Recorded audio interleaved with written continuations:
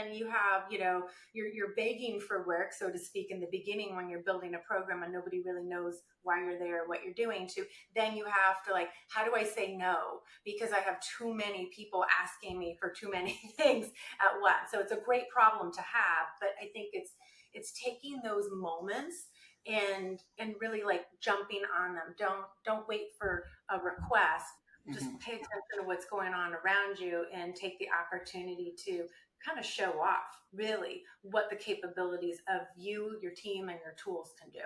Hmm. And what about the riskier side? Like, how do you identify the opportunities, but also the risk in doing a social intelligence project?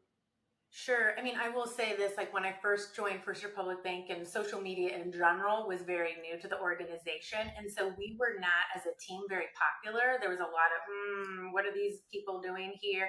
And then in particular for social intelligence, the information security team was very concerned, especially because you're regulated. Well, where's this data coming from? How are we storing it, et cetera? And I do think spending time having conversations and just showing them, doing demonstrations of what it is and what it isn't was really helpful to gain their trust and to become partners and collaborators versus like kind of adverse. So that was one thing that I think really helped kind of give some good visibility. And then also to be able to partner and say, well, let's try that with you guys, right? And so like we started a new function called cyber services, which was a way, we being First Republic Bank, which is a way in which we were offering to help clients, personal or professional clients, from a safety perspective with their money. I mean, come on, it's a lot of money we're talking Hmm. about here. So it wasn't just about the reputational risk for First Republic Bank, and that's what we use social intelligence for, and I think a lot of brands do. But we were also using the tools to understand what kinds of risks are out there in the financial industry and what are regular everyday people talking about, in regards, especially for payments like Zelle and Venmo that was starting to encroach on the business. So what we were able to do is actually identify what real people were feeling for themselves and their finances as a risk. And as a result, we built out this new group that would then go to the homes, go to the businesses, and walk them through and quell their fears and actually do analysis on their systems and show them and give them the tools to protect themselves from risk. So not only were we protecting the brand from a risk perspective, but we were building programs and even functional groups to help arm and empower our clients to protect themselves or be protected by us.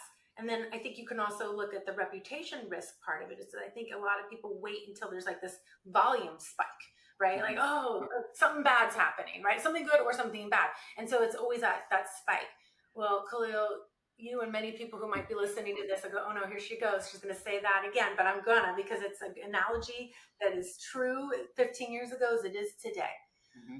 I look for the ant that might be crawling across your sink, right? Because if you see one ant, you go, that's one ant. Okay, not a big deal. I'm not going to worry about too much. Next day, ooh, now there's two ants. Okay, maybe I'm not going to worry about it. The next day, 10 ants. Wait a minute. If there's 10 ants, that means there's 10 million or more ants ready to come through the door. So to me, social intelligence from that aspect of risk, I don't wait for those volume spikes. I pay attention to the ant here, the ant there, and then I may not be a personal predictor of of the future, but it does give me the opportunity to pay attention more to determine whether or not, hey, let's prepare, let's be ready for something, even if it never happens. How great is it, especially when you're a company that's $250 billion in assets, and people's wealth and personal finances are wrapped up into what you do.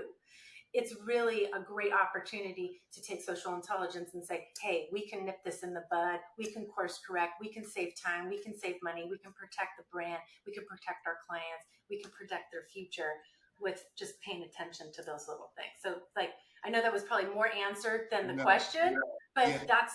to me, that's that limitless Yeah. opportunity that we have with social intelligence, and why I find it to be so important to business as a whole, not just as a marketing function.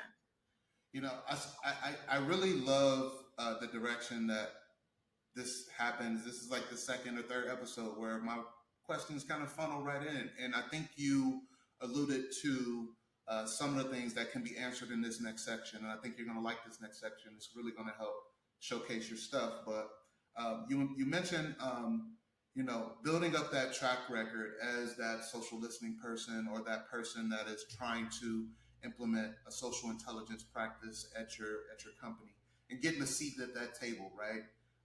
We heard time and time again of people that do this type of work that we do, and they're fighting tooth and nail just to be heard about the things that they're bringing to the table.